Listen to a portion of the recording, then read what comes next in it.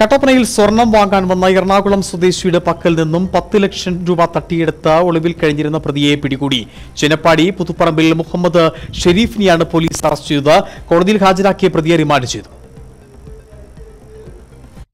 കട്ടപ്പനയിൽ സ്വർണം വാങ്ങുവാൻ വന്ന എറണാകുളം സ്വദേശിയുടെ പക്കൽ നിന്നും 10 ലക്ഷം രൂപ തട്ടിയെടുത്ത് ഒളിവിൽ കഴിഞ്ഞിരുന്ന പ്രതി ചേനപ്പാടി പുതുപ്പറമ്പിൽ മുഹമ്മദ് ഷെരീഫിനെയാണ് പോലീസ് അറസ്റ്റ് ചെയ്തത്.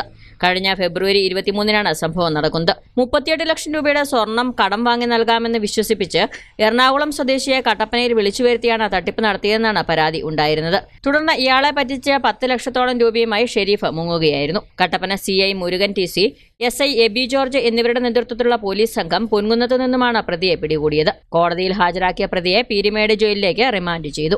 News bureau, Kattappana. ഇനി ലോ പ്രൈസിൽ ഹൈ റേഞ്ച് ഓണം. ഏറ്റവും പുതിയ കളക്ഷൻസ് ഏറ്റവും കുറഞ്ഞ വിലയിൽ. High range home appliances.